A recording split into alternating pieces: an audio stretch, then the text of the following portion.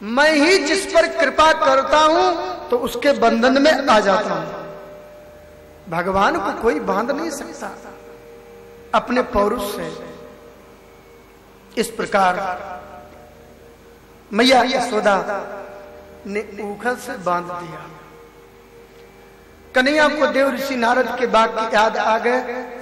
कन्हैया ऊखल को खींचते भय आए, क्योंकि ये कुबेर के दो बेटा थे, नलकुबर मणिग्रीव। हाँ, ये वृक्ष बन गए थे नारद के श्राप से। कन्हैया आए, नंद बाबा के द्वार पर यमला अर्जुन के दो वृक्ष थे। कन्हैया ऊखल को, कमर में ऊखल बंधा हुआ था एक तरफ, बीच से कन्हैया निकल गए और एक झटका मारा, धमाधम करके वृक्ष गिर गए। उनमें से दो महापुरुष निकले और कन्हैया की स्तुति करने लगे। बोलो जय श्री कृष्ण। उन्होंने स्तुति की, कृष्ण कृष्ण महायोगी तुम आद्या पुरुषा परा, व्यक्ता व्यक्त मिदम विश्वम रूपम ते ब्राह्मणा। हे प्रभु, व्यक्त और अव्यक्त, परोक्ष और अपरोक्ष में आप ही तो मौजूद हो। आप अंतर्यामी हो। आप दिखाई ना देकर के भी दिखाई ना देने वालों में आप ही हो। और यदि प्रत्यक्ष इन चर्म चक्षुओं से जो दिखाई देता है वो दृश्य के रूप में आप ही हो। परोक्ष अपरोक्ष में सर्वत्र सत्ता आपकी ही है। स्तुति की, त्वमेका सर्वभूतानां देहेश्वात्मेन्द्रियेश्वरा, त्वमेव कालो भगवान विष्णु रब्बे ईश्वरा। आप ही भगवान विष्णु हो, आप ही परम पुरुष नारायण हो। त्वमेका सर्वभूतानां, सब भूत प्राणियों में आप ही एक, सभी में समाये हुए हो। देहेश्वात्मेन्द्रियेश्वरा, इंद्रियों के माध्यम से जीवात्मा आपको ही प्राप्त करता है। इंद्रियों में जो शक्ति है वो शक्ति के रूप में आप ही निवास करते हो। देहेश्वात्मेन्द्रियेश्वरा, त्वमेव कालो भगवान, षड ऐश्वर्य संपन्न होकर के आप ही भगवान हो। और सब कालों में आपकी सत्ता, सर्वत्र आपकी ही सत्ता है। हर समय हर काल में आप ही निवास करने वाले हो। त्वमेव कालो भगवान विष्णु रब्बे ईश्वरा, आपको विष्णु कहते हैं। वेदिष्ट व्यापनोति सकलम जगत इति विष्णु, जो कड़कड़ में निवास करता उसे विष्णु कहते हैं।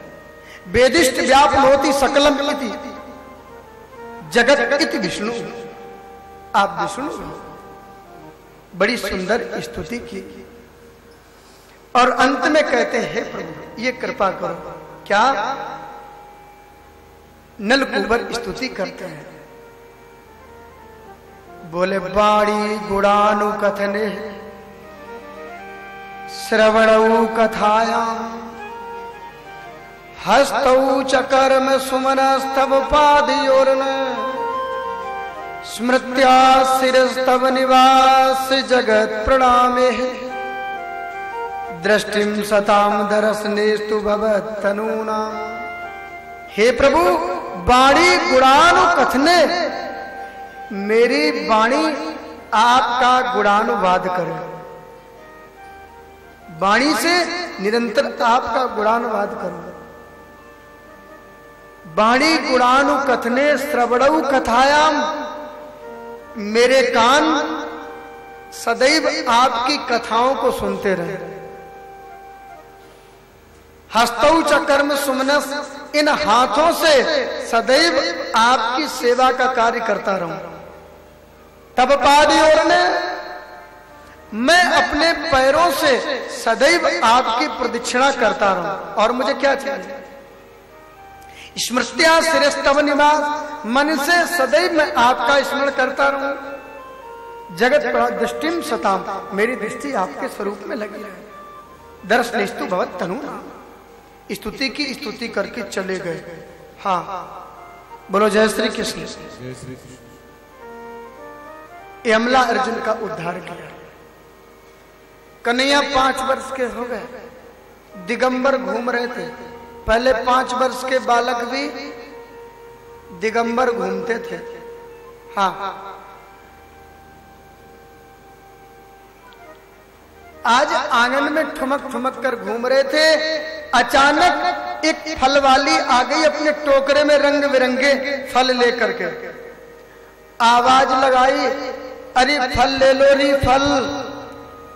जैसे ही आवाज कन्हैया के छोटे छोटे कानों में गई, कन्हैया ने आवाज लगाई, मैया देखो कितने सुंदर फल बिचवे आए हैं, फल बेचवे वाली आई है।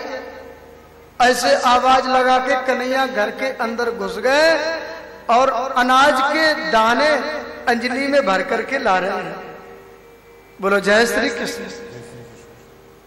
छोटी से हाथ है, फल वाली ने देखा और अनाज के दाने भर करके ला रहे थे।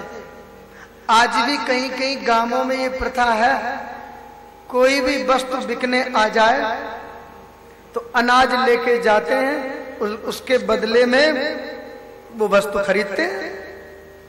कन्हैया के छोटे छोटे हाथ अब अंजलि भर करके आ रहे थे फल वाली के पास।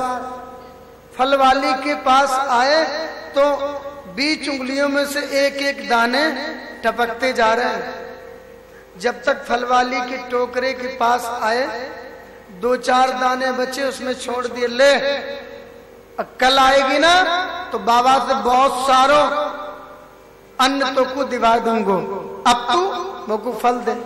परीक्षित जैसे ही कन्हैया ने टोकरे में झांक करके देखा, रंग बिरंगे फल देखे, ताली बजा करके खिलखिला के हंस गए। आप विचार करो, जो दुनिया बनाने वाला है और वो स्वयं आकर के हंस जाए तो उसके आनंद का वर्णन फल वाली के ब्रह्मा भी वर्णन नहीं कर सकता। ओहो, ये नंद का लाला कितना सुंदर है, लगता ब्रह्मा ने सारी कारीगरी इसी में भर दी। ये नंद का लाला है। छोटे से कन्हैया खड़े, फल वाली मोको फल दे दे, फल मांग रहे हैं। फल वाली कहती है, लाला तुम कुछ मोल लेकर के आयो। कन्हैया इधर उधर देखने लगे, लगता मोल किसी पक्षी से कहते हैं। हंस करके बोले, ए फल वाली ये मोल काहे थे कहे? फल वाली बोले, लाला तू ना जाने, जा वस्तु के बदले में जो दूसरी वस्तु देते हैं ना, बाको मोल कहते हैं। कन्हैया बोले, तू चौकी फल वाली आई, मेरी मैया मुझको रोज माखन खवावे, मेरी मैया मोते कबू मोल ना करे, और तू कैसी फल वाली आई मोते मोल कर रही है। फल वाली की आंखों में अश्रु आ गया। लाला वो तेरी माँ है, माँ बेटे से कभी मोल नहीं करती है। लाला तू एक बार मेरी गोद में बैठ करके एक बार मेरे को माँ कह दे, मैं तो को सारे फल दे दूंगी। बोलो जय श्री कृष्ण। कन्हैया ने इधर उधर देखा, चंचल तो है ही, फल वाली की गोद में बैठ गए। फल वाली ने गलवैया डाल ली, पकड़ लिया कन्हैया को, और कन्हैया बोले, माँ मुझको फल दे दे। फल वाली तो समाधि लग गई उसकी। विचार करो, किसी मानव का प्राकृत पुत्र हो, छोटे से कोमल बालक को गोद लेने में उसे बड़ा सुख प्रसन्नता होती है। जो दुनिया बनाने वाला परमात्मा है, स्वयं बालक के रूप में आकर के जिस फल वाली की गोद में बैठा, जिसने परमात्मा का स्पर्श किया, उसके आनंद का वर्णन यदि विधाता ब्रह्मा 4 मुखों से करे तो कर नहीं सकता। फल वाली का हृदय गदगद हो गया। कन्हैया गोद से उतर गए। फल वाली देख, अब मुझको फल दे दे माँ, मुझको फल दे। रंग बिरंगे फल देख करके हंसने लगे। स्वयं फल बनाने वाला, स्वयं सारी दुनिया में रंग भरने वाला, अपनी कारीगरी को देख करके स्वयं प्रसन्न हो रहा है। जैसे एक बालक मणि के खंभे में अपना प्रतिबिंब देख करके प्रसन्न होता है, आज स्वयं अपने ही रंगों को देख करके प्रसन्न हो रहा है।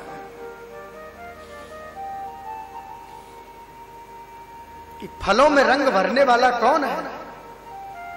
ये किसी चित्रकार ने रंग नहीं भरा, अपने आप रंग हो जाता है, अपने आप रस बन जाता है, अपने आप स्वाद बन जाता है। हम कभी ये विचार करते ही नहीं। अनार को देखा ना, वाह, मधुमक्खी जैसे छत्ते को बनाती है, बिना खोले अंदर सब काम हो जाता है। सज्जनों, हम उसकी बनाई हुई सृष्टि पर थोड़ा भी विचार करें तो एक पुष्प से ही हम भगवान के दर्शन कर सकते हैं। लेकिन हमें इस जगत में हम जी रहे हैं, लेकिन एक मशीन की तरह जा रहे हैं।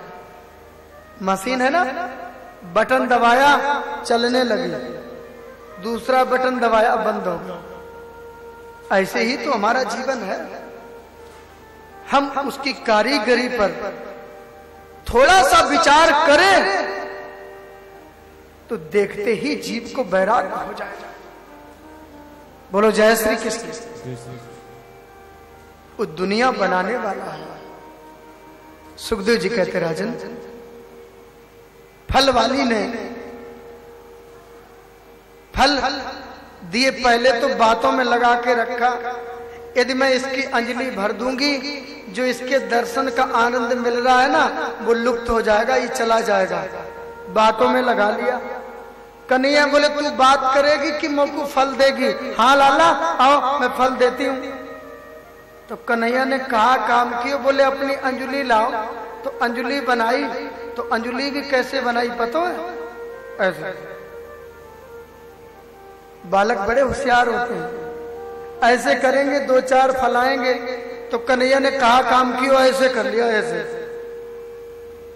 सपोर्ट हो गया ना, हाँ ऐसे कर लिया। हे भगवान, इतनी बड़ी अंजलि हो गई छोटे से लाला की, फल वाली के सारे टोकरी के फल कन्हैया के अंजलि में आ गए। अब फल ले लिए, आगे चलते जाए, पीछे देखते जाए। परीक्षित केवल वो फल लेकर के नहीं गया, फल वाली के चित्त को भी चुरा करके ले गया। अब फल वाली के पास अपना कुछ भी नहीं है। सज्जनों, हम जो ये 3-3, 5-5 घंटे जो कथा सुनते हैं ना, जो कथा सुनाते हैं या सुनते हैं, इसका लक्ष्य सीधा यही है। जैसे फल वाली के चित्त का हरण गोविंद ने किया, ऐसे ही हमारे भी चित्त का हरण वो कर ले। जिसके चित्त को हरि ने चुरा लिया, फिर उसकी दृष्टि संसार से फिर संतुष्ट नहीं होती। यही तो मानव जीवन का चरम लक्ष्य है कि हमारे चित्त में वही आकर के चितचोर आकर के समा जाए। बोलो जय श्री कृष्ण। फल वाली ने कहा, ओहो, ये नंद का लाला क्या, ये तो पारस मणि है।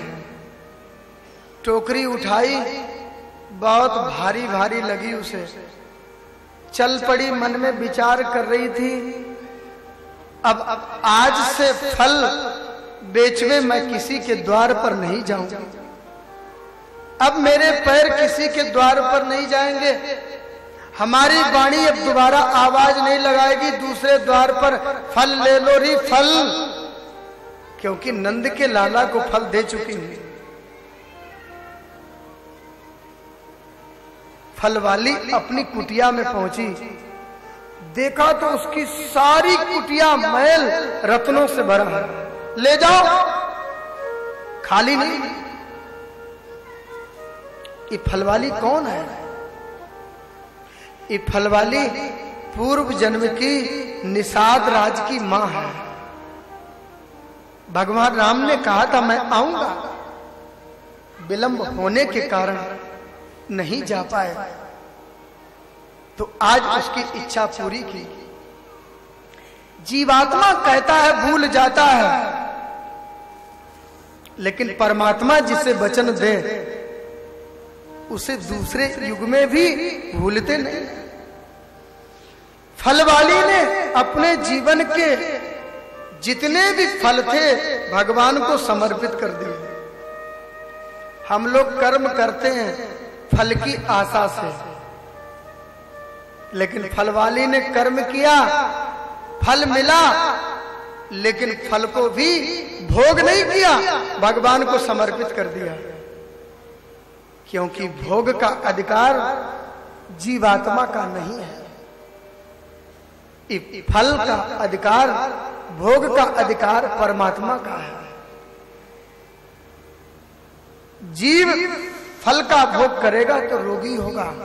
भोगी सदैव रोगी होता है, ध्यान देना। भोग करने से इंद्रियां खोखला हो जाती हैं, अनेक रोग लग जाते हैं जी। बोलो जय श्री कृष्ण। और जो ज्ञान है ना सारा बह जाता है। इसलिए भोग का अधिकार हमारा नहीं है। वैष्णव जब रसोई बनाते हैं, बोले क्या बन रहा है? बोले भोग बन रहा है। अच्छा, ठाकुर जी का लग गया, पा लिया, फिर क्या बोले? प्रसाद है। प्रसाद पर हमारा अधिकार है, भोगों पर हमारा अधिकार नहीं है। बोलो जय श्री कृष्ण। जीव प्रसाद ले सकता है, भोग नहीं, क्योंकि जीव अल्प है, परमात्मा विशाल है। वो सिंधु है, जीव बिंदु है। बिंदु की क्या सामर्थ्य जो सागर की बराबरी कर ले? कभी नहीं कर सकता।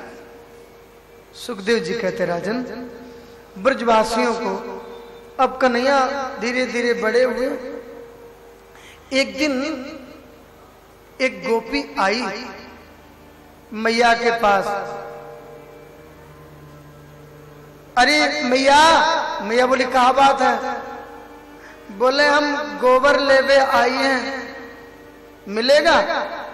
मैया बोली गोबर भी कोई मांगने वाली चीज है, जा गौशाला पे जितनो चाहिए उतनो ले ले। कन्हैया टुकुर टुकुर सुन रहे थे, देख रहे थे। गोपी गौशाला में गई, पीछे से कन्हैया भी पहुंच गए। कन्हैया ने सोचा कहाँ ले रही है, कितनों ले रही है, हम भी देखें। गोपी चली गई गौशाला में और कन्हैया को देखा। पहली बार कन्हैया का दर्शन किया था। अब वो कन्हैया को देखती जा रही और डलिया में गोबर को भरती जा रही। भरते भरते वो भूल गई, इतना गोबर भर लिया।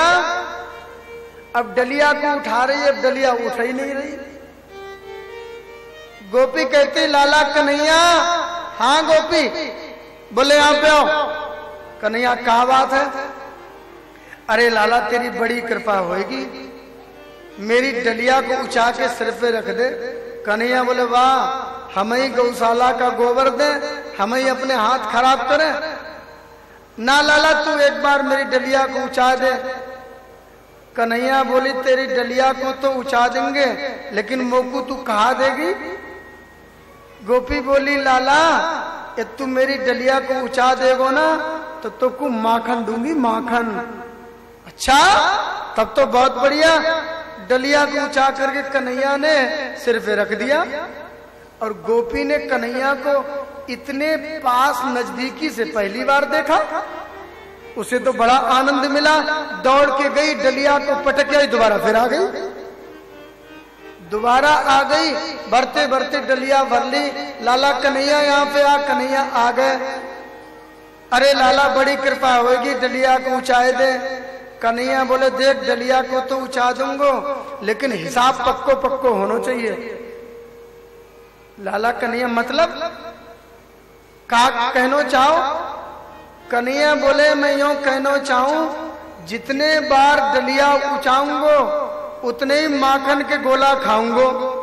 हाँ लाला, रही बात पक्की, उतने ही तोकू मैं माखन के गोले खिलाऊंगी। कन्हैया बोले गोपी एक बात बता, मोकू पतो कैसे चलेगी, मैंने कितने बार तेरी डलिया को उचाया है। गोपी कहती है जितने बार मेरी डलिया को उचाएगा उतने ही गोबर के टीके तेरे मोड़े पे लगाती जाऊंगी।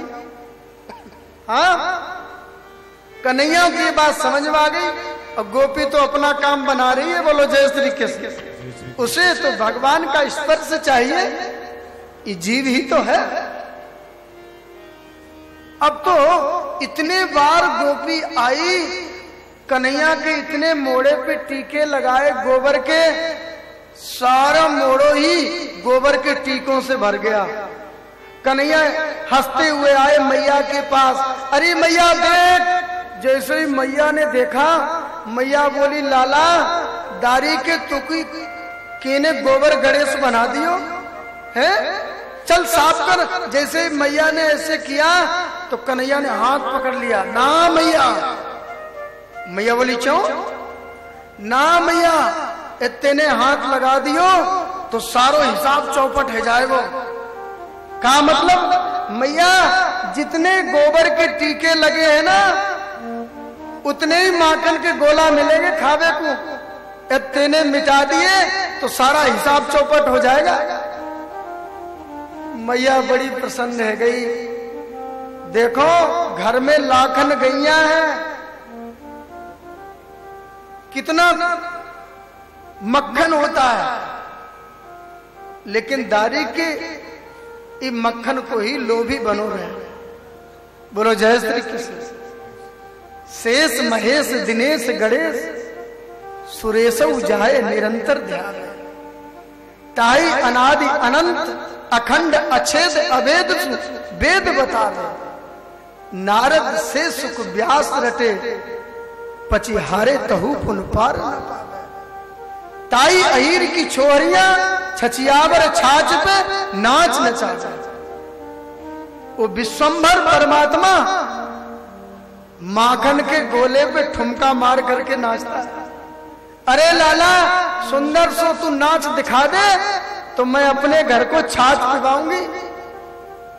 वो विश्वंभर एक खट्टी छाछ के पीछे ठुमका लगा के नाचता है।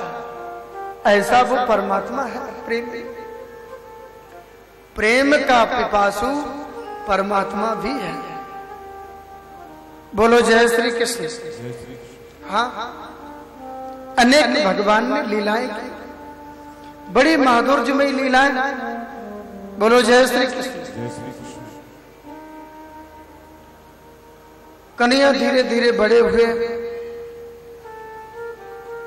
ब्रजवासियों को लगा भाई जब ते मेरो कन्हैया आयो भयो, गोकुल के पे कोई उत्पात होवे, गोकुल पे बड़े उत्पात हो रहे हैं, अब हमें यहाँ पर गोकुल को छोड़ देना चाहिए।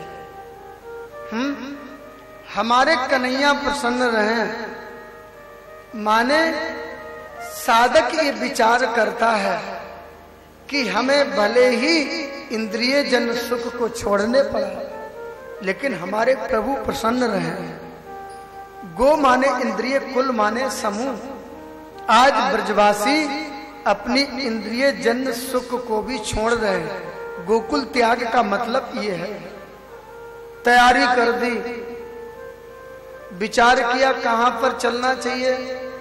बोले वनम वृंदावनम राम पसभ्यम नवकाननम, गोप गोपी गवाम सेव्य पुण्याद्रि तृण विरुद्धम। हमें वृंदावन चलना चाहिए। ये वृंदावन ब्रज का हृदय है। वृंदावन क्या? बोलो जय श्री कृष्ण। मन चल रे वृंदावन। बोलो जय श्री कृष्ण।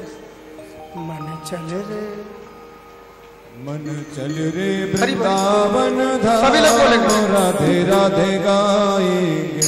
मन चल रे वृंदावन धाम, राधे राधे गाएंगे। मन चल रे वृंदावन धाम, राधे राधे गाएंगे। मन चल रे वृंदावन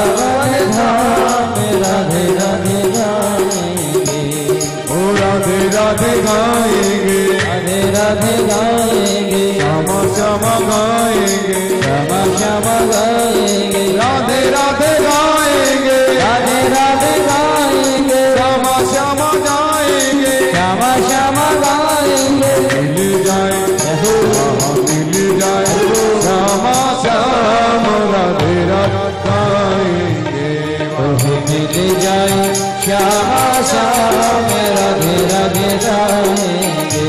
मन चल रे वृंदावन धाम राधे राधे गाएंगे, मन चल रे वृंदावन धाम राधे राधे गाएंगे।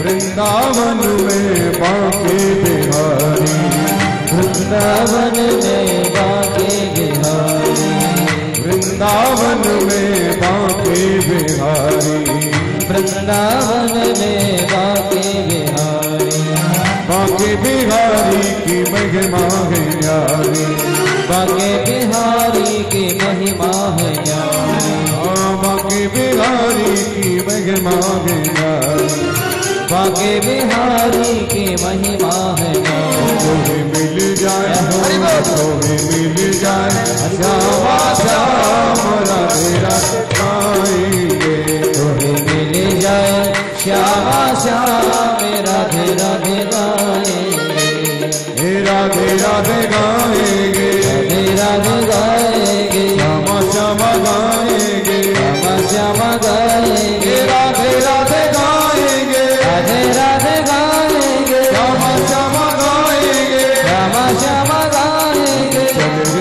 वृंदावन धाम राधे राधे गाएंगे, मन चल रे वृंदावन धाम राधे राधे गाएंगे।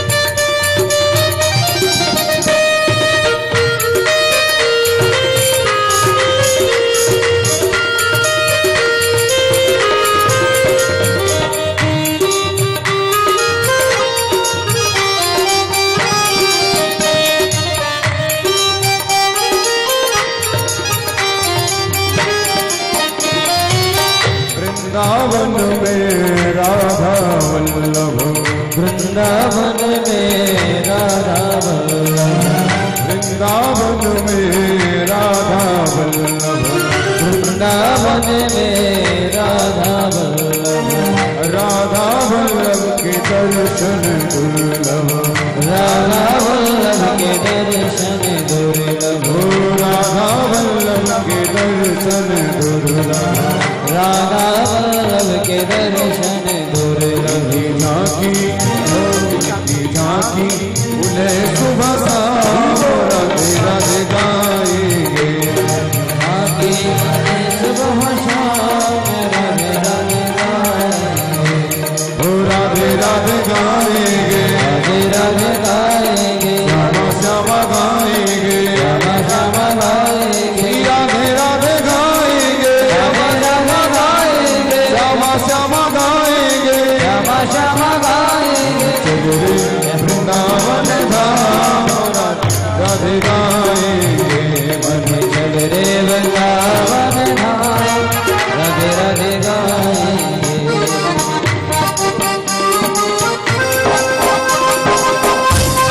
श्री वृंदावन बिहारी लाल की जय हो।